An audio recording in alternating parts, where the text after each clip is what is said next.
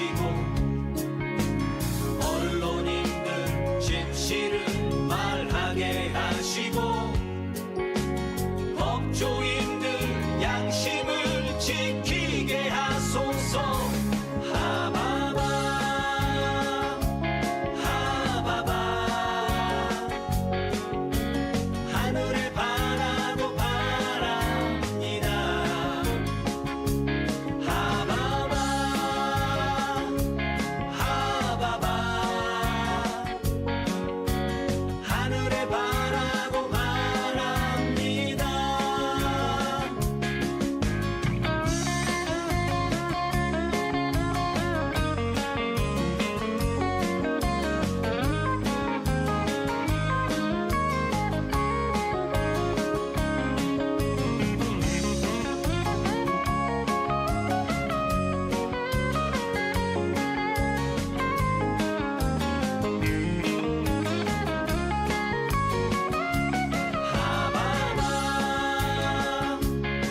하바바 하늘을 바라고 바랍니다. 하바바 하바바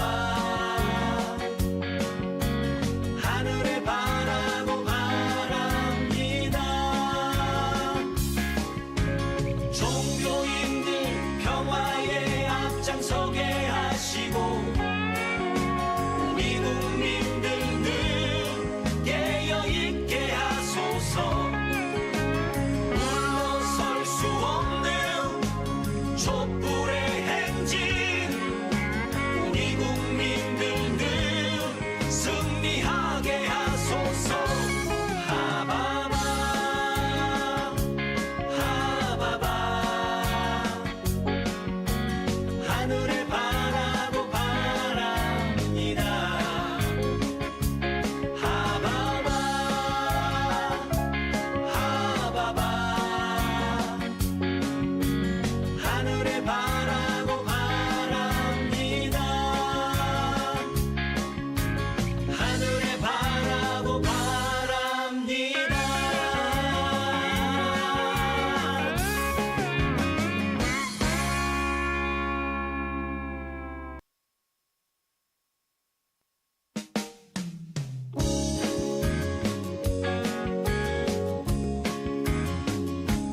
하바바 하바바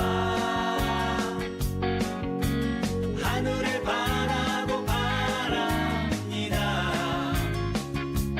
하바바 하바바 하늘을 바라고 바랍니다. 정치인들 국민을 두려워하게 하시고 기업인들 사람을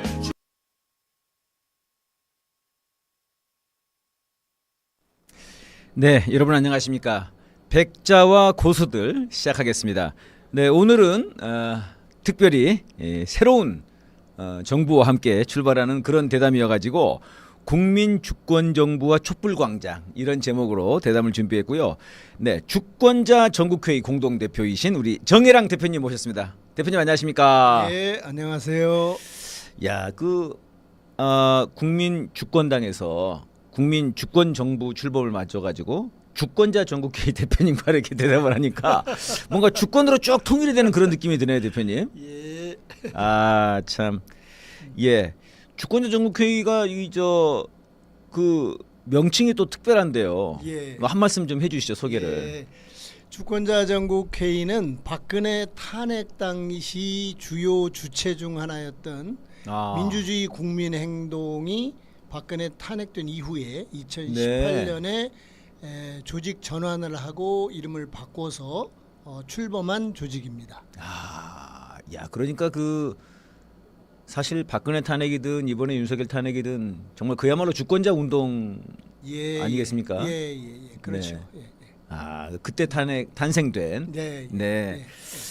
좋습니다. 대표님 이번에 이제 저희가 탄핵을 또 한번 네. 이뤄냈습니다. 예. 네, 그리고 또 새로운 정부가 출범을 했는데 예. 이번에 그 대선 이제 바로 엊그제인데요. 네. 보시면서 좀 소감이 있으셨을 것 같은데 예. 예. 어떠셨습니까? 이제 그 질문에 답하기 전에 네네. 제가 이제 하나 제 생각을 좀 말씀드리겠는데 이제 전제가 되는 건데 모든 거는 우리가 그 시대 그 시기를 단면적으로만 보면 안 된다. 이건 이제 역사 속에서 봐야 된다라는 거고요. 이건 뭐 역사를 잊은 민족에겐 미래가 없다 뭐 이런 거창한 얘기가 아니고 실제로 우리 삶 속에서 느낄 수 있는 여러 네. 가지인데요.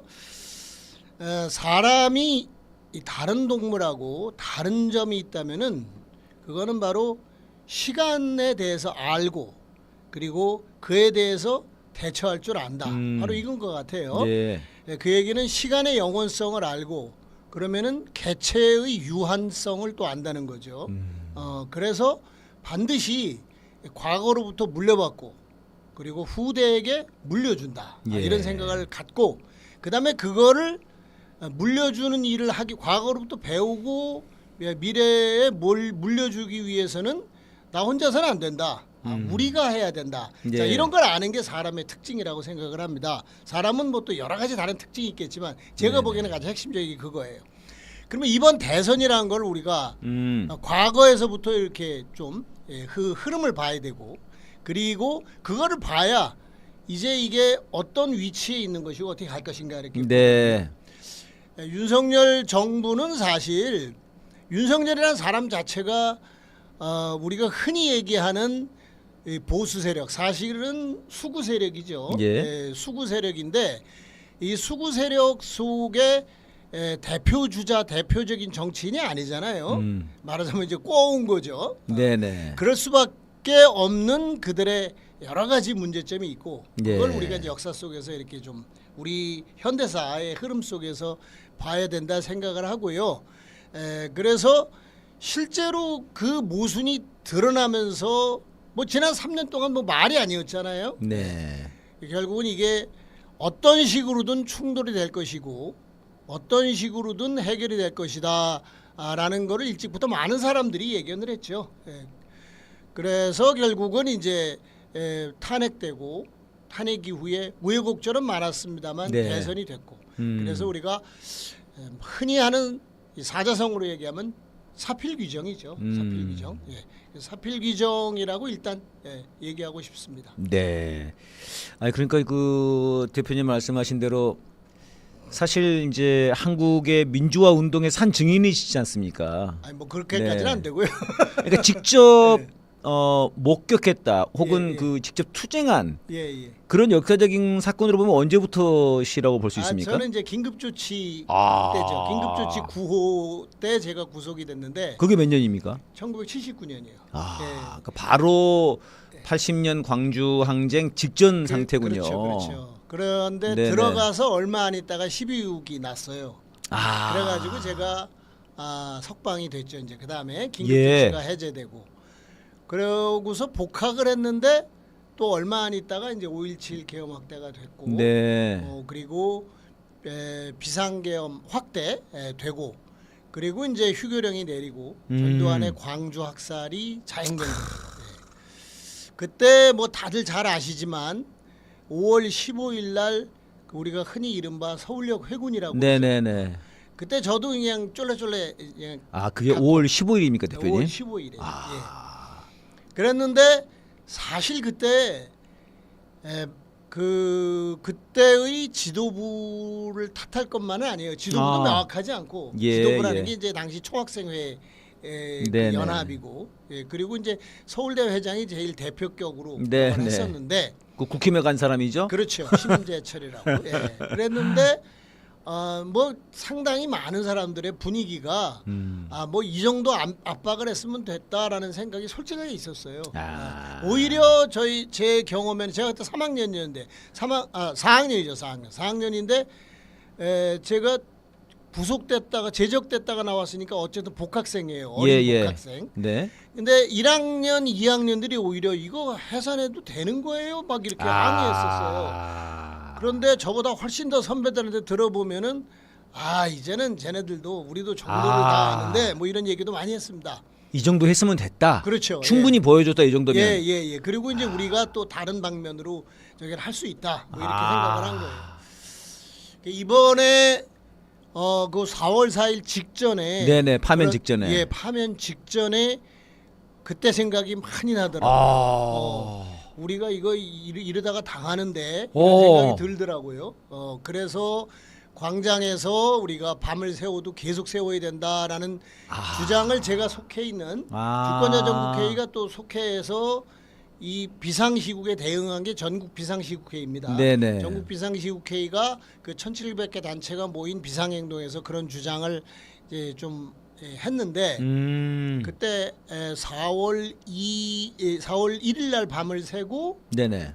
그 다음에 하루는 쉬고 4월 3일 날 또 밤을 샜죠. 예. 이렇게 했는데 하루 쉴 때 상당히 불안하더라고요 마음이. 그때 이놈들이, 기억이 나오고. 이때 확 그러면 왜 그러냐면은 그때 그랬어요. 5월 15일 날 그러고 우리는 띵까띵까 놀고 저도 5월 17일 밤에 후배들하고 술 마시고 술 마셔서 열차를 놓쳤어요. 그래서 안 잡혔는데 그래가지고 근처에 있는 후배 집에 가서 잤는데 그 다음날 아침에 식사하러 갔다가 보니까 신문에 대문짝만하게 있는 거예요. 비상계엄 전국학대 비상계엄. 이렇게. 그러니까 그때 사실은 비상계엄 상태인데 비상계엄인 거를 잘 피부로 못 느끼고 살았어요. 네네. 서울의 봄이라고 흔히 불렀을 때죠. 네네. 그리고 나서 그때 1학년 후배들이 재수하는 친구한테서 유인물을 받아온 거예요. 전두환의 광주시민 살육 작전이라는 제목으로 그때 같으면은 막 이렇게 가리방에다가 긁어 쓴 겁니다. 가리방이 뭡니까 선생님? 가리방이라고 등사기. 전문 용어가 나오니까 예, 힘드네요. 그래요. 네. 등사기는 저도 어렸을 때 봤습니다, 선생님. 예, 등사기. 예. 아마 그리고 우리 백자 선생님 같은 경우에 학교 다닐 때는 학교에서 그 필경사들이 해서 시험 문제 글씨도 쓰고 막 그랬죠. 그거예요, 가리방. 그거를 이제 해서 근데 방금 그 신입생들이 가져왔다는 5.18 지금 광주를 이렇게 학살하려고 하는 계획 아니요. 하고 광주에서 있다. 일어난 일. 그러면 그때가 며칠 정도 되는 겁니까? 그거는 제가 그러니까 잘 모르겠는데 한 5월 20일쯤 되지 않았을까 싶어요. 네, 그러니까 이제 그 18, 19일에 학살이 그 잔인한 벌어지고 폭력을 그거를 이제 광주에서 써가지고 밖으로 내보낸 거예요. 예. 그래가지고 그 재수생 광주 출신 재수생회가 해서 대학교 1학년 친구한테 준 거죠. 네. 그래서 저희가 이제 그걸 가지고 또 이렇게 막 인쇄해서 이제 돌리고 그랬어요. 네, 근데 저희만 그런 게 아니라 엄청나게 많은 사람들이 그때 그랬죠. 그리고 죄책감에 이게 아니었구나. 우리가 엄청난 죄를 졌구나 이런 그때 생각을 돌아서서는 안 하면서, 되는 거였구나. 그렇죠. 그러기 시작을 했어요. 야, 그렇게 생각하면은 대표님 진짜 평생의 비상계엄을 2번 경험하신 거네요, 그죠? 뭐 비상계엄으로 치면 3번이에요. 그렇습니까? 유신 1972년 중학교 2학년 때 네. 유신. 그때 이제 아무것도 몰랐지만 그때는 이제 지금의 그 경복궁 고앞 거기가 중앙청이 있었거든요. 댁이 서울이십니까? 아니 학교가 학교가 지금 저 현대 건물이 있는 휘문중학교 거길 다녔는데 그 유명한 고등학교잖아요, 거기. 휘문중학교. 이때 뭐 다 추첨인데 뭐. 그래요? 근데 하여튼 거기 가려면 종로에서 가거나 저쪽 광화문 이렇게 그때는 시민회관이라 그랬죠. 거기 이제 지금 세종문화회관. 네네네. 거기를 지나가는데 거기에 그 앞에 장갑차가 있고 그랬어요. 직접 보셨군요. 그럼요. 장갑차를. 이번에 혹시 국회 앞에서도 혹시 장갑차 보셨습니까? 보지 못하시고 요번에는 그 조금 늦게 갔어요. 그러셨구나. 좀 늦게 가서 갔더니 뭐 다들 시민들이 막 그냥 확 밀어붙이고 있고 좀 이렇게 해제됐다 그랬고 뭐 그랬죠. 저도 갔는데 국회 앞에는 장갑차가 없었어요. 근데 이제 화장실 가려고 옆으로 쭉 가다 보니까 그 골목에 있더라고요. 안 빠지고 그대로 있더라고요. 그래서 저는 처음 봤죠. 야, 근데 선생님과 중학교 때부터 하면은 계엄을 3번 겪으시고 그렇죠. 이제 사회에 눈을 뜨고 그렇게 생각하면 사실은 80년 계엄 때는 어떻게 보면 정말 돌아가실 수도 있었던 거네요. 그럼요. 그러니까요. 정말 아주 섬뜩한 그리고 그것이 평생 빚진 마음으로 뭐 저만 그런 게 아니고 굉장히 많은 사람이 그랬지만 또 그 후에 80년대에 대학을 다녔던 사람들 이런 사람들 중에 상당수가 이제 그랬지만 광주에 대한 예, 그렇죠. 그 빚진 마음. 예, 빚진 마음 이런 것들이 굉장히 강하게 있었다 이렇게. 그러니까 그 저는 이제 이번에 4월 4일 직전에 그 당시에 그 5월 15일 회군했던 그 마음이 드시면서 이제 흩어지면 안 되는데 저놈들이 어떻게 나올지 모르는데 이런 마음이 드셨다는 게 굉장히 좀 절절하게 그리고 와닿네요. 그리고 흩어지면 아무리 그 다음에 뭐 하겠다고 예, 결의를 예. 해놔도 쉽지 않아요. 대중들은 그게 쉽지가 않습니다. 그때도 다 정했어요. 만약에 뭐 휴교령이 내리거나 하면은 뭐 예를 들면 제가 경희대학교 나왔는데 경희대 외대 뭐 이런 데는 네네. 시립대 이런 데는 청량리에서 뭐 예를 들어서 모이자. 뭐 연대 서강대 이대는 신촌에서 뭐 네네. 이런 식으로 했는데 뭐 하나도 안 모이죠. 어떻게 모여 그 계엄군이 계엄이. 다 막고 있는데 그렇죠. 어렵죠. 근데 네. 그럼에도 불구하고 학교로 가서 시위를 한 광주의 대학생들 시민들이 정말 대단한 건데 아하. 거기는 또 이런 게 있어요. 뭐냐면 그분들은 그 후에도 계속했어요. 그냥 흩어진 게 아니고 제가 알기에 16일 17일 그러니까 이게 말하자면 운동이 되는 거죠. 그러니까 충돌이 돼도 이게 나올 수 있는 거예요. 그렇습니다. 그렇게 생각하니까는 광주 정신이라는 게 5.18 정신이라는 게 참 그냥 생겨난 것이 아니군요. 그럼요. 엄청난 거죠. 그리고 제가 이제 뒤에도 얘기하려고 제가 좀 준비를 네네. 했는데 우리가 이제 그리고 1987년에 그때 6월 항쟁 있었잖아요. 예, 예. 민주항쟁. 그때 많은 사람들이 그런 얘기를 했어요. 전두환이가 쿠데타 준비를 한다. 그런데 못할 것이다. 네네. 왜? 미국이 막는다 이거는. 네. 올림픽을 눈앞에 두고 하겠느냐.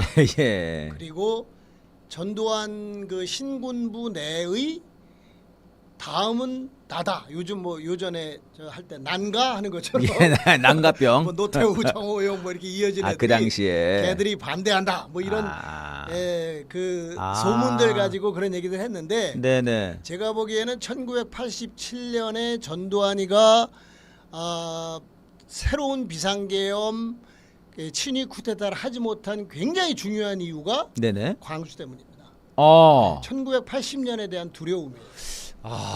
그게 왜냐하면 만약에 그때 일어났으면 그때 그랬으면은 훨씬 더 큰 유혈 사태가 벌어지고 그 다음에 군인들 중에서 저항이 상당히 있었을 겁니다. 우리가 이번에 목격했잖아요. 이번에 그렇죠? 목격했죠. 이번에 목격했죠. 그 군인들이 일부의 야욕 때문에 자기가 그런 짓을 해야 되냐라는 거에 대한 반감과 이런 게 충분히 있을 수 있거든요. 예. 그래서 이제 그 한강 작가 그랬죠. 과거가 현재를 돕고 죽은 자가 산자를 살렸다 그랬는데 저는 그렇게 생각해요. 광주. 그리고 그 이어서 그 다음에 2017년에 네네. 2017년에 우리가 조연천이가 맞아요. 비상계엄을 계획했다 뭐 이런 얘기를 하잖아요. 그 문서가 나왔죠. 그거 진상을 규명해야 된다 뭐 그런 폭로하는 거로는 많이 얘기하지만 네. 왜 못했을까에 대해서 한번 생각을 해야 되는데 제가 굉장히 존경하는 선배 하나도 그런 얘기를 하더라고요. 걔네들이 총 한 번 안 쏘고 박근혜가 물러났다는 게 신기해 이상해. 근데 저도 그냥 그런가요 했다가 우리가 과거의 생각에 사로잡혀 있구나 이런 생각을 했어요. 왜 그러냐면 쟤네들도 내부에서 그런 걸 검토하다가 그러면 누가 책임질래 하면 서로 발 뺄 겁니다. 그 다음에 올 사태가 너무 무서운 거예요. 그런 점들을 우리가 정말 다시 생각을 해봐야 된다라고 생각이 들고요. 그래서 이번 비상계엄도 실패할 수밖에 없는 요인이 있다. 물론 굉장히 위험했어요. 위험해서 그랬는데 위험한 것은 윤석열이 의도대로 성공하는 게 아니고 유혈이 낭자한 사태가 벌어지는 거죠. 그 다음에 이제 사람들이 우리들의 진전에 대해서는 또 간과하는 경우가 많아요. 역사적으로 예. 보지 않고 이러면. 음. 지금의 우리의 이 노동운동 또 여러 가지 민주주의 운동 또 시민운동 이런 거의 성장 정도는요 결코 후퇴 안 합니다. 네. 한번 싸우면 싸웠지. 80년하고는 달라요. 80년에 사실 그런 조직 별로 없었습니다. 민주노조 좀 있고 학생들이 좀 있었는데 달라요. 그렇기 때문에 결코 후퇴하지 않을 것이다. 아하. 그렇게 되면은 충돌이 되면 유혈 사태가 벌어질 수밖에 없죠. 예, 예. 네. 그거에 대해서 일찍 그걸 막는 거에서 저는 이번 이재명 대통령이나 민주당의 의원들, 보좌관들 이런 분들의 네네. 역할을 굉장히 높게 평가합니다. 그 당일날 솔직하게 12월 말씀드려서 3일 날 예, 그렇습니다. 저도 피해야 되나? 아니면 우리 광화문에 집결하자고 해야 되나 이랬지 그걸 해제한다는 생각이 별로 없었어요. 아하. 근데 이분들은 거기에 딱 초점을 맞췄더라고요. 그걸 해제하기 네네. 위한 걸로. 국회로 모여주십사. 계엄군 들어오는 걸 막는다라고 했단 말이에요. 그거 굉장히 높이 평가하고요. 네. 물론 뭐 슬리퍼 짝 친구도 달려간 그거 뭐 제가 아는 사람들도 몇 있었는데 솔직하게 그분들도 말씀드리면 운동하는 사람, 소위 말하자면 민족민주운동, 민중운동을 하는 사람보다 아닌 사람이 많았어요. 제가 아는 예, 경우에는. 네. 예. 그리고 막 달려갔고 제가 아는 젊은 사람도 있었는데 달려가서 그랬다 이거예요. 네, 네. 그래서 이제 그런 점, 그 다음에 군인들의 우리 그런 얘기 하잖아요. 그 공수여단장 특전사령관이 네, 1여단장한테 지시를 내리고 1여단장이 대대장한테 지시를 내는데 대대장이 그 부하들한테 안 했대잖아요. 예. 그래서 이 사람들이 면피하려고 그렇게 주장하는 게 아니라 여러 군데서 이제 조사받고 얘기하고 검찰에서 조사받고 국회에서 증언하고 하는 게서 나온 건데 이 사람들이 이건 아닌데 이런 생각들을 한단 말이에요. 예. 이것도 높이 평가해 줘야 된다 우리가 이렇게 생각을 합니다. 그것도 역사 속에서 온 거네요, 그럼 대표님. 그렇죠. 그죠? 그렇죠. 예, 80년부터 해서 그런 게 다 87년. 그래서 온 거고 네. 그게 이제 이 사람들이 옳고 그른 거에 대한 생각도 좀 있고 네. 의식도 많이 바뀌었고 또 유혈 사태에 대한 두려움 그것도 이제 말하자면 군인으로서 적하고 싸우는 게 아니고 바로 군인이 국민하고 그렇죠. 싸우는. 국민을 시민을 자기가 죽이는 사람이 될 수 있다는 거. 이건 너무 끔찍하거든요. 그리고 사실 5.18 때도 몇몇 야욕 있는 인간들 때문에 그런 거 아니에요. 거기 예. 참여했던 사람들이 제 또래입니다. 그 군인들이. 그러네요. 또래예요. 그러네요. 근데 제가 개인적으로도 이렇게 아는 사람 몇 있는데 네네. 폐인이 된 사람이 있어요. 그리고 그 사람들이 얘기 들으면 폐인이 된 사람이 많대요. 음. 그때 그 장면 이런 것들 같은 경우. 네. 그렇습니다. 그러니까 그 방금 말씀하신 것처럼 예. 그 80년 광주의 진압군으로 예. 나섰던 그런 사람들 그 다룬 영화가 있었지 않습니까? 예, 예. 박하사탕이었던가요? 예, 예, 예. 그러니까 그 정말 그 완전히 폐인이 돼가지고 예, 그런 걸 생각하면 이번에 정말 그 군인분들이 예. 참 얼마나 애국적이고 그분들은 예. 정말 정말 모범상 이런 참 군인상을 줘야 되는데요. 제가 알기에 촛불행동에서 주려고 했는데 네네. 이제 여러 가지 사정상 못 준 거로 제가 알고 있는데. 그 그렇죠? 반드시 예. 줘야 될 것 같은데요. 조성현 그 수방사 네네. 그랬다고 연대장인가 대대장 예. 그랬다고 들었는데. 예. 우리 PD님이 뭘 말씀하셨는데 제가 전혀 안 들리거든요. 뭐 써가지고 화면에 띄워주시면 고맙겠습니다. 예, 이제 결국은 그렇게 봤을 때 이번 계엄을 막아내고 예. 또 이번에 이제 새로운 정부를 출범한 그 주역은 바로 국민들 아니겠습니까? 예, 그렇죠. 네. 물론이죠. 그 과정에서 혹시 뭐 이렇게 이건 진짜 우리 국민들이 대단하다 이렇게 느끼셨던 그런 경험이 있으셨는지 좀 궁금합니다. 저는 이제 아까 그 여의도 거기서 그랬던 것도 있고 그 다음에 이제 뭐 탄핵도 있는데 제가 내가 시대에 뒤처질 수도 있겠다 이렇게 생각을 했던 거는 남태령입니다. 제가 남태령이 있던 날 이제 저기들이 올라온다 그 트랙터 농민들이 올라온다 해서 광화문에서 집회하고 글로 간다 그래서 저는 그때 이제 좀 힘들고 그래서 집에 가서 유튜브나 보자 솔직히 그랬어요. 그래서 집에 갔는데 유튜브를 보는데 잠을 못 자겠는 거예요. 네. 너무 놀랍더라고요. 네. 그 많은 사람들 특히 젊은 사람들 젊은 여성들이 밤새. 그 추운데 거기서 그러고 있더라. 오히려 주최 측에서 말렸대잖아요. 이제 열차 떨어지니까 가십시오. 안 가드리잖아요. 예. 그래서 제가 그 다음 날 아침에 바로 달려갔습니다. 거기. 네네. 정말 놀랐어요. 그래서 우리가 이제 젊은 세대들은 우리 그런 생각하기 쉽거든요. 젊은 세대들은 이제 민주주의를 잘 모른다. 다 그랬죠. 개인주의다. 뭐 이렇게 생각하는데 이번 전까지는 다 그랬죠. 그렇게 그렇죠. 평가했죠, 솔직히. 그런 생각 많이 하는데 그게 아닌 거다. 네네. 이 어떤 분이 이제 그런 얘기를 했어요. 조직은 뿌리 뽑혀도 운동은 뿌리 뽑히지 않는다. 사회에 모순이 있는 한 운동은 야. 계속 살아갈 것이다. 우리 그런 확신 가져야 된다. 아까 그 제가 멋있네요. 시간의 영원성, 개체의 유한성, 내가 한계가 있다고 그래서 역사가 한계가 있는 게 아니에요. 네네. 그러면 그런 사람들이 또 나온다. 네. 이렇게 생각. 그런데 그걸 어떻게 정확하게 제대로 있게 해야 되느냐. 일제 때부터 과거와 단절하는 선각자연하면서 과거와 단절한 사람들이 친일파가 됐고 또 변절했고 뉴라이트가 되고 그러는 겁니다. 예. 그 운동의 전통 역사를 이어가면서 후대에게 물려주고 자기는 과거로 또 배우려고 하는 사람들은 결코 변절하지 않아요. 저는 그렇게 생각이 듭니다. 그래서 이제 그 남태령 젊은 사람들 특히 젊은 여성들이 농민 아저씨 어쩌면 할아버지들하고 손잡고 남태령을 거기를 결국 뚫었잖아요 그때. 예. 경찰로부터 항복을 받아내서 들어갔죠. 얼마나 감격스러웠는지. 그러게 그래서 말입니다. 이제 우리는 승리한다 이런 생각을 했어요. 또 한 가지는 뭐냐면 그런 것. 그다음에 한남동 우리 뭐 잘 한남동. 알지만 키세스. 키세스. 근데 정말 놀라웠습니다. 그럼에도 불구하고 쟤네들의 도발은 계속 있죠.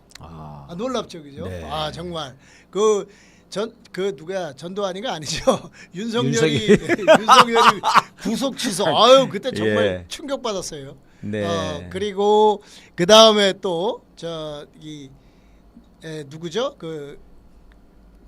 대법원장 조희대의 그 사법 구태타 5월 1일 날. 그것도 놀랬고요. 놀라웠는데 결국은 우리가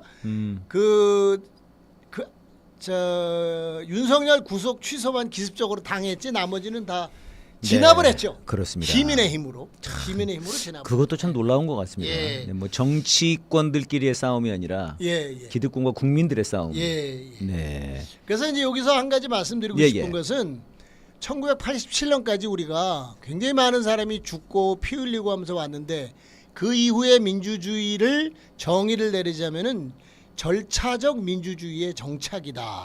이렇게 말씀드리고 싶어요. 네. 그런데 우리가 이 절차적 민주주의가 사기다 이렇게 말하는 사람들인데 그건 민주주의에 대한 이해가 부족한 거라고 생각이 들고요. 우리가 말하는 진정한 민주주의 또 그 이상의 것을 원하더라도 절차적 민주주의는 정착되어야 합니다. 네. 그래야지 우리가 더 나아갈 수 있다라고 생각이 들고요. 그 정착이 1987년 이후의 민주주의인데 좀 더 얘기해도 돼요? 그럼요. 제가 아주 감명 깊게 들은 민주주의에 대한 정의가 있는데요. 여러 가지가 있는데 폴란드 출신의 미국 정치학자인데 우리가 서로 죽이지 않는다고 확신하는 것이 바로 민주주의다. 우리가 서로 죽이지 않는다고 확신하는 것이 바로 민주주의다. 저는 그 말 듣고서 이게 참 맞는 말 같다 생각이 들었어요.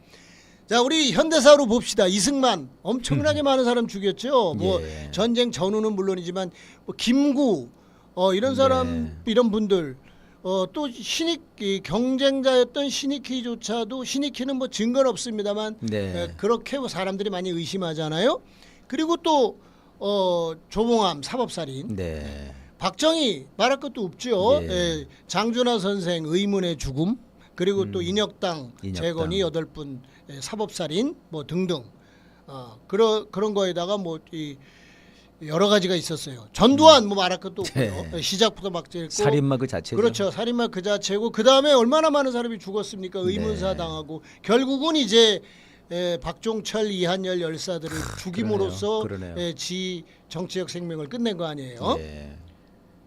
근데 그게 이제 노태우까지 이어졌어요. 절차적 민주주의가 어느 정도 됐는지 모르지만 우리 잘 아는 그 누구죠? 강경대 열사. 예, 그때가 그리고, 제가 예. 학창 시절이기 때문에 아주 잘 알고 그렇죠. 있습니다. 김규정 열사, 5월 내내 열사들이 그리고 이제 정말 박창수 장례를 치렀습니다. 위원장 이런 네. 분들의 의문의 죽음, 또 그런 압사 뭐 이런 것들이 예. 일어났죠. 그러네요. 사실 이런 일들이 사실은 이 노무현 정부까지도 있었습니다. 농민들이 대회를 하다가 두 분이 돌아가셨죠. 근데 차이가 있다면 뭐냐면 노무현 대통령은 즉각 사과했죠. 그리고 경찰청장 해임했습니다. 예. 우리가 이런 과정을 거쳤기 때문에 지금 서로 죽이지 않을 거라는 생각이 들어서 우리가 사실은 그 싸움을 합니다. 촛불행동에서 제가 이제 그 우리 김지선 사회자께서 올린 페북 해석을 봤는데 그 헌법재판소 판결하는 그 4월 4일 날에 네네. 4월 3일 날 밤부터 촛불행동에서는 한남동에 가서 예. 했죠. 예, 그때 김지선 대표가 그런 말을 썼더라고요. 죽을지도 모르는데 이렇게 모이시고 네. 이렇게 힘차게 하시는 거에 대해서 감동받았다. 시민분들이. 예, 네. 저도 참 놀랍다 이런 생각을 했어요. 그 뭐냐면 이 역사 속에서 특별히 용감하기도 하지만 네. 그거 갑자기 생기는 거 아니죠. 이 역사 속에서 우리는 죽지 않을 수 있다라는 확신이 어느 정도 들어가는 거예요. 그걸 되돌리려고 한 게 윤석열의 내란입니다. 네. 그래서 절차적 민주주의를 완전히 깨부숴 버리는 거죠. 그래서 영연백이 나오는 거고 또 그 전에 이재명 지금 대통령이 대표 시절에 피습당했잖아요. 네. 예, 정치적 경쟁자를 죽이겠다는 거거든요. 예. 자, 이런 것들이 있었는데 이런 거가 완전히 사라져야 된다. 요거죠. 예. 그게 이제 우리에게 현재 필요한 민주주의고 그래야 우리가 더 나아갈 수도 있다라는 생각이고요. 그런데 이제 오해하는 분들이 있어요. 이걸 또 역사적으로 생각하지 않으면은 여당과 야당이 평화적으로 정권 교체를 해야 민주주의다. 이게 똑같은 정치학자가 얘기한 거예요. 저는 그거에 대해서는 반대입니다. 네. 반대라는 것보다 다르게 생각합니다. 네. 왜냐하면은 상대를 죽일지도 모르는 놈들하고 어떻게 평화적으로 공존합니까? 그래서 제가 정치인이라면 이런 말 못하지만 이건 분명히 말하는 게 저들은 완전히 무력화시켜야 돼요. 예. 그것이 우리가 해야 될 가장 중요한 방향이다. 네. 이제 그 출구조사 현장 인터뷰에서 그랬다잖아요. 내란 세력 척결, 윤석열 재구속, 김건희 구속, 적폐청산 이것이 네네. 사람들이 일성으로 나오는 얘기인데 저는 그것이 윤석열 일당의 문제여서만이 아니라 네. 우리의 현 시대의 역사적 소명 과제를 확실히 하는 길이다. 예. 이렇게 생각이 듭니다. 그거는 뭐냐면 서로 죽이려고 하는 이런 걸 없애버리는 거예요. 예. 그래야 그 다음에 우리가 뭐 자유로운 정치 활동도 하고 그리고 그 다음에 투쟁도 하고 할 수 있는 거 아니겠습니까? 그래서 그렇게 생각을 합니다. 예. 예, 지금 뭐 이제 말씀을 나누다 보니까 참 우리가 이 대선을 치르고 새로운 정부를 구성했습니다만 이게 결국은 이제 지난 한 투쟁 그 결과이고 또 그 속에서 맞은 결실이다 보니까 참 벅차기도 하고 또 이 과정에 또 우리 대표님도 시도 여러 편 쓰셨지 않습니까? 그렇죠. 근데 우리 엄마 시청자 여러분들도 많이 보셨을 거예요. 예. 멧돼지의 일장춘몽. 멧돼지의 일장춘몽. 일장춘몽. 예. 정말 재밌거든요. 이거 정말 재밌단 말입니다. 이거. 네, 한번 이거 제가 한번 그 낭독으로 해가지고 한번 제가 유튜브에 올린 적도 있었는데 한번 해가지고 네, 여러분들 한번 찾아봐 주시고 지금 이게 지금 출판물이 돼서 판매를 하고 있는 건가요? 판매를 하고 있는데요. 네네. 제가 서점에 가서 가끔 이제 서점에서 약속을 하면 보거든요. 재고 없으므로. 그렇습니까? 재고 없어. 그러니까 이제 우리 저 PD님 혹시 이미지 있으면 하나 좀 띄워주십시오. 좀 이따가. 네, 한 찾아가지고. 재고 없음이란 얘기는 그만큼 많이 팔렸다는 거 아닙니까? 그렇게 해서 품절된 게 아니고. 그게 아니고. 네, 거기서 아마 부담돼서 못 간 거. 부담이 돼서. 그런 거로 추정됩니다. 그럴 수 있습니다. 예. 그럴 수 있습니다. 그렇죠. 그 전에는 그랬죠. 그렇죠. 부담이 되죠. 야, 근데 지금 정말 다시 돌이켜봐도 대표님 진짜 이 21세기의 계엄이라는 건 정말 끔찍한 일이었습니다, 진짜. 근데 이제 그럴 거라고 예측도 하셨지 않습니까? 이 무도한 놈들이 하는 꼬라지를 보니까. 예, 그러니까 저는 계엄까지는 제가 생각을 못했죠. 뭐 정보를 듣고 이런 게 아니니까. 네네네. 그러나 이거는 틀림없이 민중하고 충돌되고 충돌한다. 아까도 말씀드렸습니다만 네네. 얘네들이 자기들이 생존하기 위해서 그런 무도한 네. 짓을 할 거고 지금의 민중은 국민은 그거 결코 용납 안 용납 안 한다. 한다. 그게 언제일까? 뭐 저는 작년에 끝난다라고 주변 사람들이 얘기했는데 예. 예, 한 해를 넘어갔죠. 이거 작년에 이제- 끝내 주셨어야죠, 글쎄 말이에요. 대표님. 작년에가 갑진년이었잖아요. 예. 그래서 이제 갑의 밑에 비읍 시오 돼가지고 갑진년이 될 것이다. 정말 이렇게 값진 얘기를- 예. 한 해가 될 것이다 이렇게 생각을 네, 했는데. 그래서 저희 그 주권자 전국 회의 네. 이 작년 후원의 밤 마지막 아. 10월달에 한 거에 슬로건이 뭐였냐면은 네네. 이제는 끝내자였습니다. 이제는 끝내자. 이제는 끝내자. 그런데 제가 거의 간 것 같은데요. 예, 오셔서 자, 저기 노래 불렀습니까? 노래하시고 저 이미지가 됐습니까? 이미지 한번 보여주십시오. 네, 우리 정혜랑 대표님의 네. 시집 멧돼지의 일장춘몽. 재밌습니다, 아주. 네, 저기 위에 있는 저 여자가 이제 간인가 그렇죠? 여기서 나오는 그 주인공으로서는 간이. 네, 멧돼지와. 예, 고맙습니다. 여러분 그 많은 구입해 주시기 바랍니다. 예, 이제 새로운 정부가 출범을 했습니다. 예. 새로운 정부의 이 출범 과제가 있다면 어떤 게 있을까? 예. 지금 이게 이제 또 여러 번 민주정부를 또 경험을 하셨고 또 민주정부가 또 어렵게 된 과정도 다 경험을 해보셨지 않습니까? 좀 이게 궁금합니다. 대표님 생각을 좀 말씀해 주십시오. 그러니까 이제 아까 얘기했듯이 내란 세력 척결 네네. 이것이 이제 가장 중요하고 그러기 위한 첫 번째 시도로 윤석열 재구속, 김건희 구속 이건데 네네. 그 이제 오늘 뭐 특검법도 오늘 특검법이 지금 통과되고 이런 거 보면은 이제 사정없이 통과가 됐습니다. 예, 지금. 바로바로 네네. 해 들어갈 거라고 좋습니다, 생각합니다. 그 점에 관해서는 이재명 대통령과 그 민주당의 주요 예, 예. 당직자 이런 분들에 대해서 사실 믿음이 가요. 예. 그 신뢰를 합니다. 그런데 이제 뭐 경제가 너무 어렵다 민생경제 살려야 한다 이런 얘기 나오는데 이것도 중요하죠. 예, 예. 이게 중요한데 내란 세력을 척결하기 위해서라도 민생경제를 살려야 됩니다. 왜냐하면 얘네들이 끊임없이 아하. 그런 거에 대한 도발을 하는 게 그 불만을 부추기거든요. 그렇죠?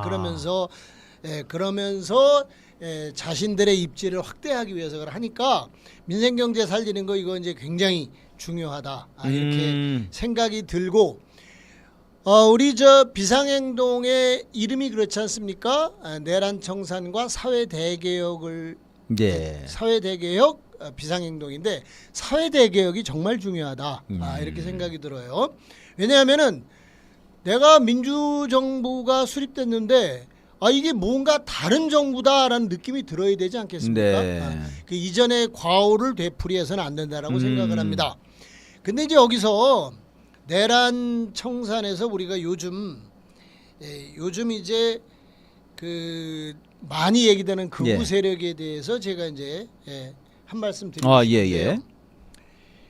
이 우리나라의 극우 세력은 아까도 말씀드렸습니다만 평화적으로 공존해서 정권을 서로 교환할 그런 세력이 절대로 아닙니다. 이거 명심해야 되고요.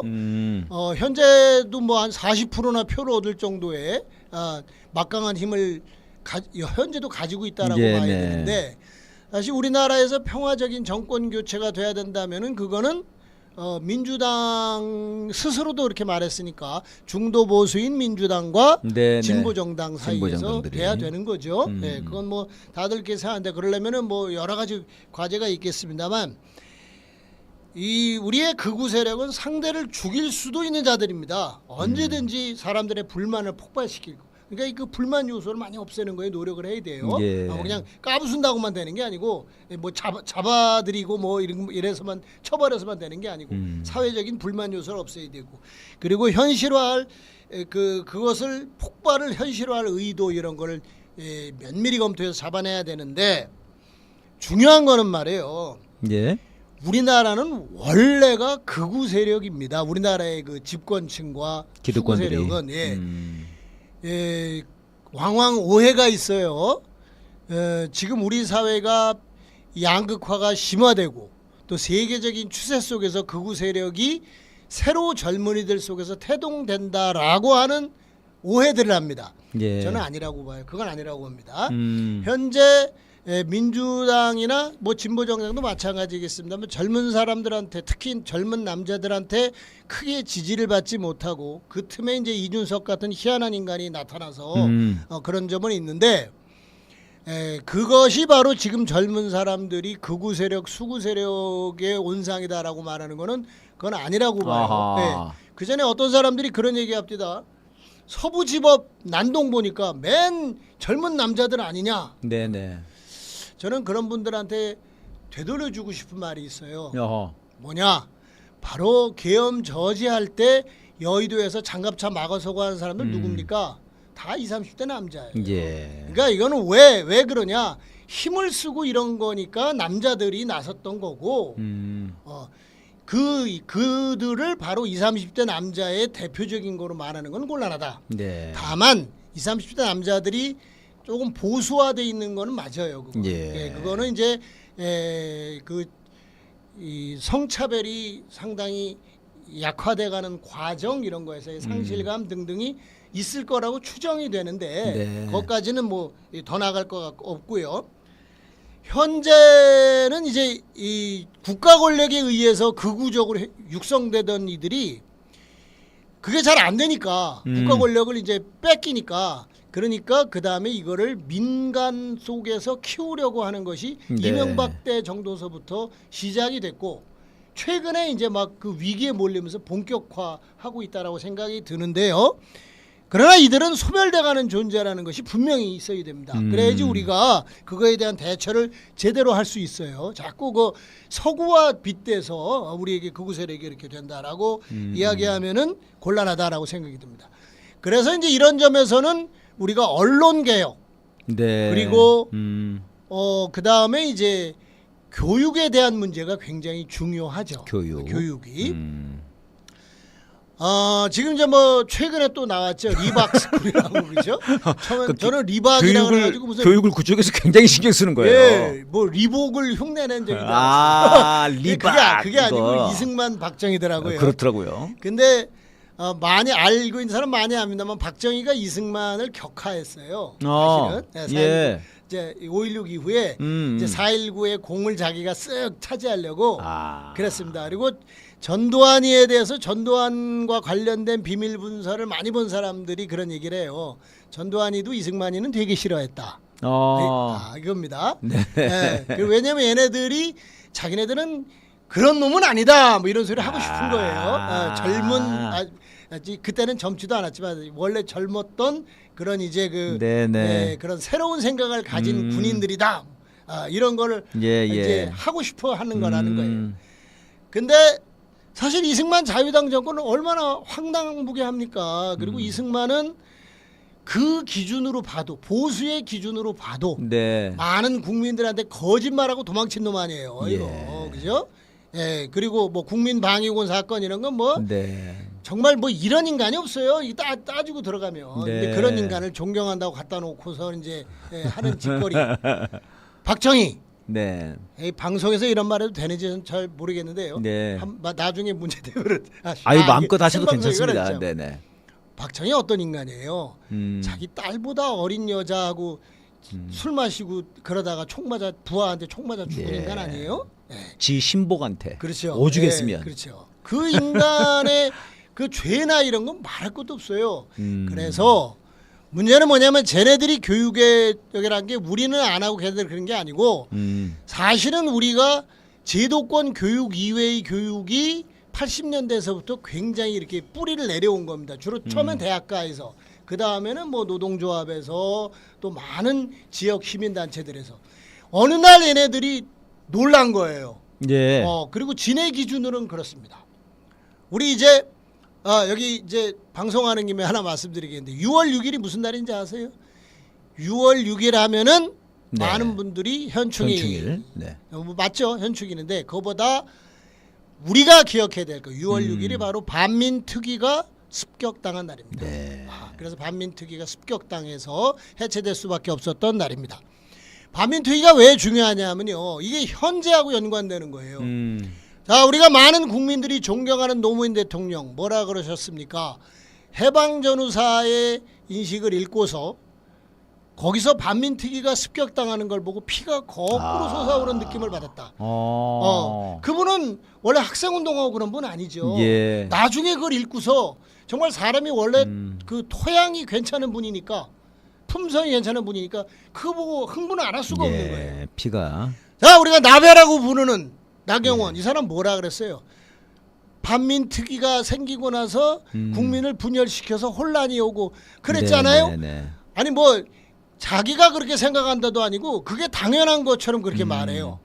자, 이게 벌써 그런 인간들이 주로 국힘에 있는 겁니다. 예. 그리고 그런 식의 극우적인 이런 게 오랜 뿌리를 내린고 그거를 다시 하려고 하는 시대착오적인 교육을 하고 있는 겁니다. 그래서 스쿨이. 이들은 시대착오적이고 우리가 이들을 얼마든지 고립화시키고 무력화시킬 수 있어요. 그거를 사회 곳곳에서, 그리고 정부가 그것을 사회 곳곳에서 할 수 있게 지원해 줘야 된다라고 저는 생각을 하고요. 네. 그래서 정통성 있는 역사, 그리고 이게 돼야 되고요. 제가 그 우리 진행자한테 질문할 기회도 안 주고 무슨 얘기하는 것 같아요. 제가 아니 저에게 질문하신다는 줄 알고 지금 깜짝 놀라가지고 바짝 긴장했네요. 제가 그러니까 전에 촛불에서 네네. 촛불행동에서 한번 제가 발언하면서 했던 얘기인데요. 이 얘기도 꼭 하고 싶은데요.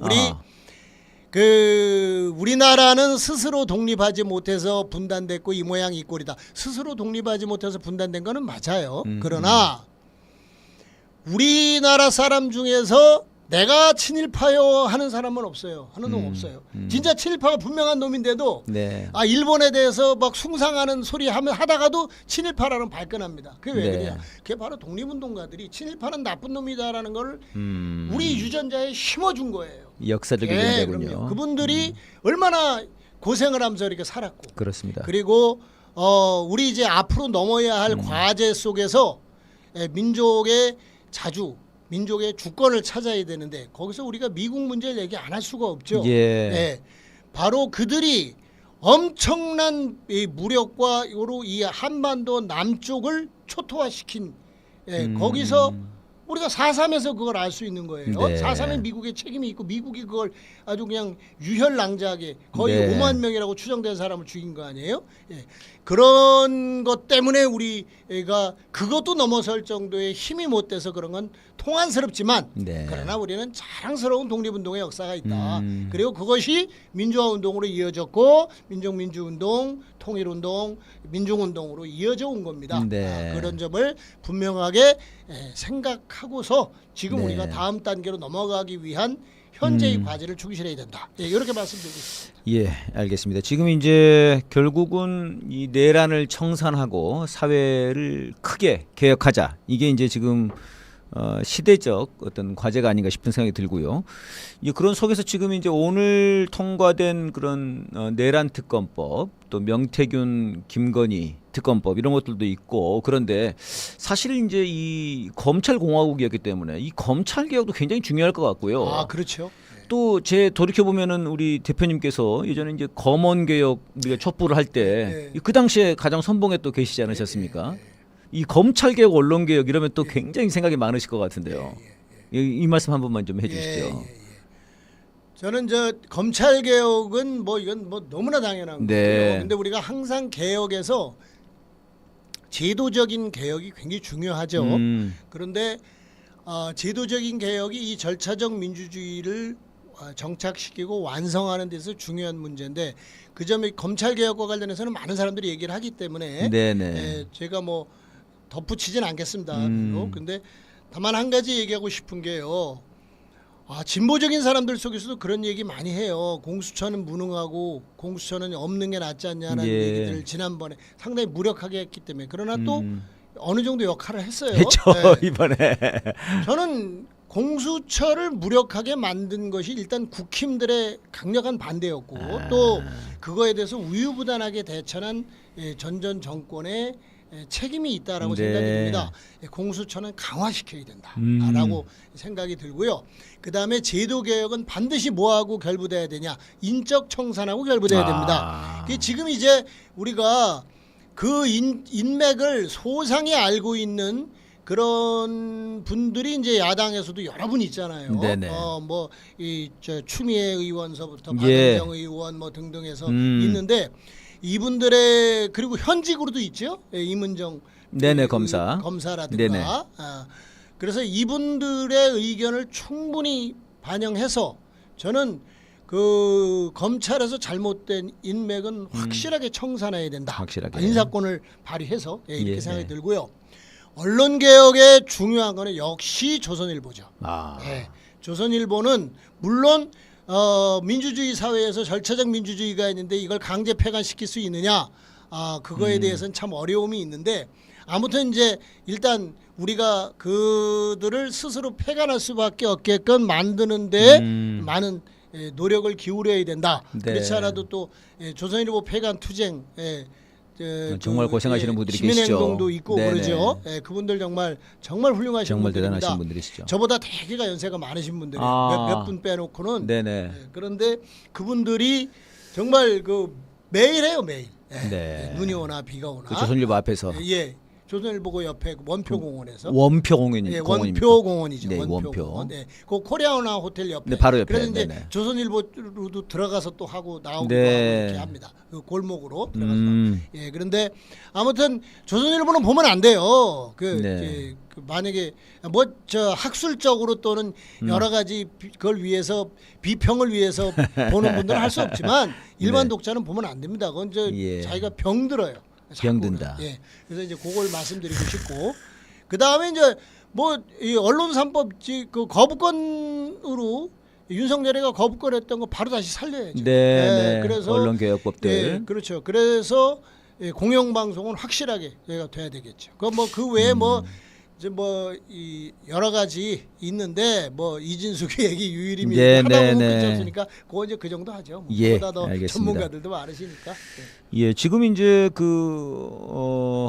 이 방금 말씀하신 그런 이제 내란, 김건희, 검찰, 언론 여기 더불어 가지고 이제 이 군사 문제 해결하는 그러니까 9.19 군사 합의를 다시 복원하지 이 얘기를 이재명 대통령이 후보 시절에 직접 하더라고요. 예. 그 저는 이 굉장히 인상이 깊었거든요. 예. 저분이 왜 어떻게 저런 얘기를 다 하시나 예. 궁금했는데 사실은 굉장히 중요한 문제 아닙니까, 그렇죠. 대표님? 예, 예. 실제로 이 분단 문제와 전쟁 문제 이게 지금 계엄의 명분이었고요, 또 쟤네들이. 예. 근데 이거를 해야 될 텐데 예. 이게 뭐 수월치만은 않을 것 같긴 예, 하고요. 그렇죠. 어떻게 보십니까, 전망을? 저는 뭐 이 변화가 있을 거라고 생각합니다. 예. 변화가 있을 거라고 생각하는 게 일단 이재명 대통령이 후보 시절에 연설하는 거 제가 몇 번 직접 가서 들은 적도 있고, 현장에서? 예, 네네. 우리 제가 사는 부천에도 와서 그래도 마지막 연설 그 여의도에서도 들어봤고 문건으로도 보고 이랬는데 평화에 관련된 문제를 계속 말씀하셨어요. 예. 그러면서 그 전쟁이 일어나지 않게 하는 게 전쟁이 일어나서 이기면 뭐하냐 맞죠? 전쟁이 일어나면은 우리 여기 남한 대한민국 초토화됩니다 진짜.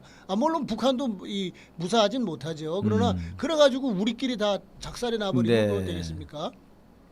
또 6.25 때하고는 다른 게 지금 얼마나 많은 시설이 있고 그죠? 네, 그런 네. 뭐 여러 가지 가스 폭발에 뭐 난리가 아닐 거예요. 그래서 예. 전쟁이 일어나지 않게 하는 것이 상책이다라고 하는 그런 말씀을 하신 거를 여러 번 들었어요. 네. 일단 그런데 사실 이제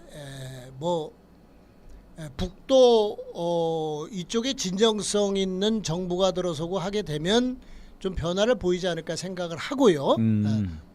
당장 그런다는 보장은 없겠습니다. 네네. 그 다음에 이제 미국과 일본이 사실은 문제죠. 네. 근데 저는 이제 그렇게 생각을 합니다. 뭐냐면은 미국도 그냥 마냥 하나의 의지로만 되는 게 아니고 미국도 미국의 시민들과 그에 맞는 어떤 절차적인 민주주의라는 거를 완전히 팽개친 나라가 아니기 때문에 네. 저는 우리의 진정성에 따라서 또 미국이든 일본이든 그렇게 예. 될 거라고 보는데 중요한 것은 그들이 우리의 의사와 반해서 무엇을 하려고 할 때 그걸 이길 수 있는 힘이 뭐겠어요? 음. 결국은 국민의 힘, 시민의 힘이죠. 예, 그러니까 시민들 속에서 그런 의식이 확고하게 돼야 됩니다. 이 옛날하고 다른 게요. 그것도 저는 이제 이 광주에서 굉장히 중요한 5.18 때 굉장히 네. 중요한 건데요. 5.18 이전에는 일부 선각자적인 사람은 모르지만 대부분의 사람들이 그 미국을 우리를 도와주러 도와주러 온. 이런 나라라고 알았어요. 그리고 그때도 네. 미국 항공모함이 들어왔단다. 우리 도와주러. 부산에 굉장히 들어왔다고. 그렇게 생각했다는 거예요. 그렇게 근데 이게 했다는 거죠. 아니거든. 예, 아니에요. 그게 그 이후에 대학가에서 미국에 대한 비판적인 의식을 하신. 그래서 뭐 미문화원, 점거농성 뭐 등등 이런 것들이 네네. 다 생겼잖아요. 예, 그리고 그런 의식들이 많이 확산돼 왔습니다. 그리고 이건 뭐 학생운동하고 노동운동하고 이런 사람들만이 아니라 일반 사람들도 이제 적어도 미국이 그렇게 무조건 우리를 도와주는 그런 예, 선한 존재라고 생각하는 거는 바보 아니면 없어요. 사실 그죠? 예. 그러면은 뭐냐?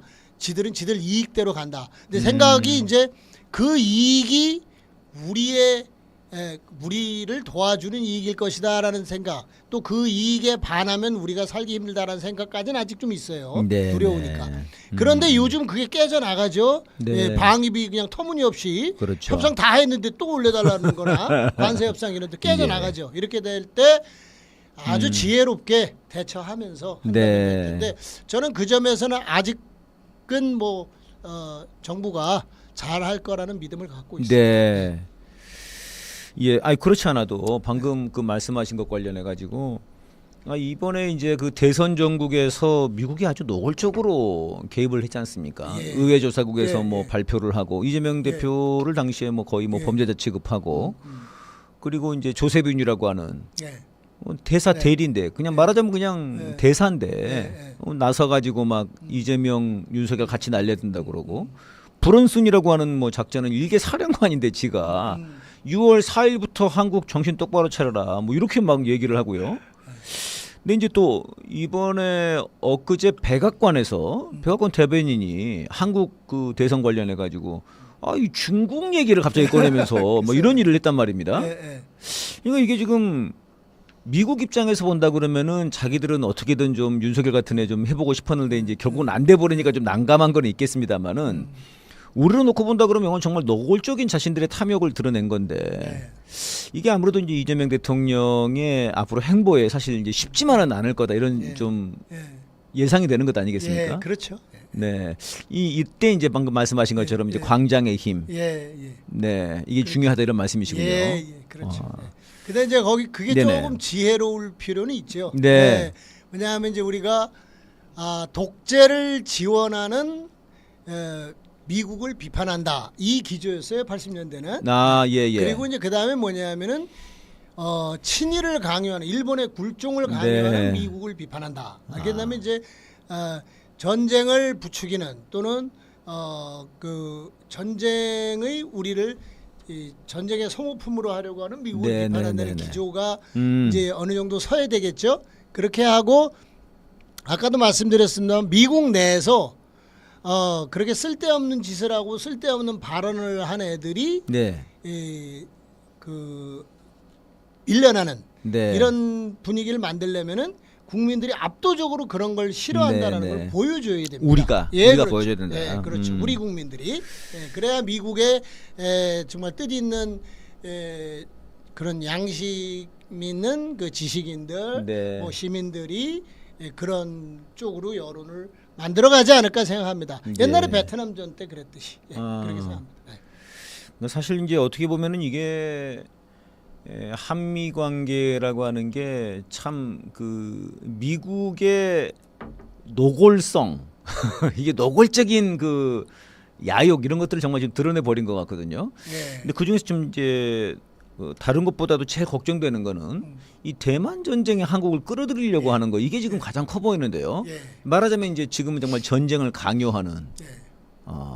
여기서 우리 정부가 어떻게 할 수 있을까? 저는 이제 이렇게 생각을 해요. 뭐 내가 여기서 저기를 가는데 한꺼번에 두세 발을 뛰겠다 그러면 자빠지겠지만 네네. 그러나 저길 가려면 한 발은 가야 돼요. 아. 네. 사실 우리가 문재인 정부 때 굉장히 아쉬운 것 중에 하나가 한 발을 디딜 수 있는 게 있지 않았는가. 개성공단 문제나 네, 금강산 네, 마지막에. 문제에서, 이런 생각이 드는데 뭐 어쨌든 지금 정부가 지혜롭고 현명하게 하되 그러나 한 발은 내디뎌야 된다.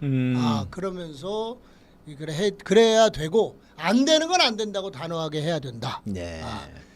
그 우리 이외의 전쟁에 우리를 휘말리게 하는 거 이거는 절대로 하면 안 되죠. 그러게 말입니다. 그리고 뭐 계속 같은 얘기입니다만 그런 거에 대해서 국민들이 단호한 의지를 네. 보여줘야 된다. 이렇게 생각합니다. 알겠습니다. 지금 이게 말씀 나누다 보니까 어느덧 이제 1시간이 다 흘러가는데요.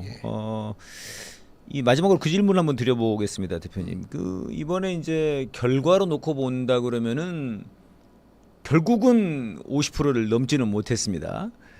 그리고 김문수가 40%를 넘겼습니다. 근데 김문수가 40%를 넘고 이렇게 되면서 이제 지금 국힘당 내에서 이게 뭐 네 분들도 일어나고 이준석 때문에 진 거다 이런 얘기를부터 비롯해가지고 이제 김문수는 지가 이제 40% 얻었으니까 내가 다 얻은 거다. 약간 이렇게 나오고 있고 홍준표는 지금 이제 국힘은 보수를 참칭하는 사이비 집단이다. 이건 우리가 분석해야 되는 건데요. 홍준표 지가 분석을 했어요. 지가 거기 대표였는데 말이죠. 후보였고. 지금 이제 이 국힘당 이번 대선 이후로 좀 어떻게 갈 것으로 전망하시는지 또 우리 과제가 있다면 어떤 게 있겠는지 좀 여쭙고 싶습니다. 이제 저는 그 정치 평론가는 아니라서 네네. 그런 거에 대한 세부적인 말씀 못 드리겠고 저는 이렇게 정의를 합니다. 네네.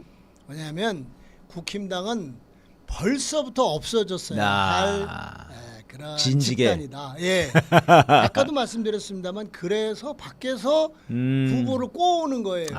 그리고 우리가 이전에 김문수가 후보된다는 생각은 꿈에도 안 꿨잖아요. 그 네. 변절한 사람을 자기네 저기로 쓸 수밖에 없는 이렇게 된다. 그러면은 40%는 김문수에 대한 지지가 아니고 네네. 오래전서부터 교육을 받고 그렇게 교육을 받고 또 이쪽 민주진영이나 진보 진영의 부족함 때문에 그쪽에 여전히 서 있는 그리고 저들이 만들어낸 지역구도 이런 거에 의해서 생긴 그런 사람들인데 저는 누가 나왔어도 그 비슷하게 받았을 거다라고 생각을 해요. 저도 좀 이제, 약간 놀란 거는 어떻게 김문수가 나왔는데 40%가 받나? 저도 약간 이게 예전에 그런 말이 있었지 않습니까? 강남에는 개를 내보내도 당선이 될 거다 그런 얘기처럼이나 그런 거죠. 뭐. 근데 사람 이런 겁니다. 우리가 산에 오를 때요. 네. 산에 오를 때 보면은 어떤 사람은 어휴 아직도 정상이 저만큼 남았어. 이런가 하면 어떤 사람은 뒤를 돌아보고서 야 내가 여기까지 왔네 이렇게 생각하는 거. 이 후자의 마음을 역사에서도 가져야 된다고 생각하거든요. 이번에 부산이 대표적으로 얘기되는데 득표율에서는 올랐잖아요. 그래서 저는 이제 변화돼 가는 거에서 우리는 많이 오르고 있다. 이렇게 생각이 듭니다. 사실 김영삼이 3당 합당하고서 그럴 때 호남을 타겟으로 놓고 포위했잖아요. 근데 정말 절망감이 컸습니다. 이제 영원히 쟤네들이 돌아가면서 하겠구나 이런 생각을 많이 했는데 후에 보니까 아니잖아요. 이제 그 생각을 하면은 지금 뭐 완전히 그렇죠. 역포위네요. 현상이 나타난 거죠. 근데 여전히 우리가 그걸 더 하지 못하는 점은 있지만 그러나 여기까지 온 것도 대견하게 생각하고 스스로 또 우리 같이 대견하게 생각하고 힘을 내서 저들을 무력화, 고립화 시켜야 된다고 생각하고요. 여기서 하나 더 말씀드릴 거는 1987년 이후에 아까 제가 큰 중요한 특징으로 절차적 민주주의 영착을 얘기했는데 또 하나가 운동이 분화된 겁니다. 우리 사회가 발전을 하고 또 발전함에 따라서 하고자 하는 목표들이 다르기 때문에 분화가 돼요. 이거 억지로 하나로 하려고 그러면 안 됩니다. 그러나 이 분화가 분열이 되면 안 됩니다. 왜? 수구 세력이 여전히 강력하게 있는 한에서 네. 이게 민주 진보 세력이 분열이 돼 버리면 그러면은 저들이 그 틈을 노리고 들어온다. 그래서 우리는 각자 자기 길을 갈 거는 가되 네. 그러나 또 이것이 분화됐다는 현실이 인정하되 분열되지 않게 네. 하나의 커다란 틀을 만들어내고 그리고 가서 일단 수구 세력을 내란 청사하는 과제는 여전히 있고 네. 또 그러면서 각자의 과제를 수행하는 거 있다. 이렇게 생각을 합니다. 예. 알겠습니다. 저희 이제 방송을 마무리하려고 그러는데 우리 대표님 뭐 방금 하신 말씀으로 예, 우리가 더 국민들이 주인 돼서 싸워야 되겠습니다. 이제 방송 마무리하려고 하는데요. 이번에 이제 그 국민 주권 정부로 이 명칭하는 그런 이재명 정권이 탄생을 했습니다. 이재명 대통령은 평소에 자신은 도구다, 국민의 도구다 이렇게 말을 했습니다. 결국은 이제 이 정부 명칭으로 보나 또 실제 계엄 이후에 이 대선 승리까지를 보나 우리 국민들의 힘으로 이만큼 왔고 앞으로 이재명 정권의 더 승리도 우리 국민들이 함께 만들어 나가야 되지 않겠나 이런 생각이 듭니다. 결국 우리 국민들이 함께 나서서 우리의 주권을 지키는 싸움이 가장 중요한 것 같습니다. 네, 오늘 정일랑 대표님 모시고 1시간 동안 대담을 나눴습니다. 여러분 고맙습니다. 대표님 고맙습니다. 예, 고맙습니다.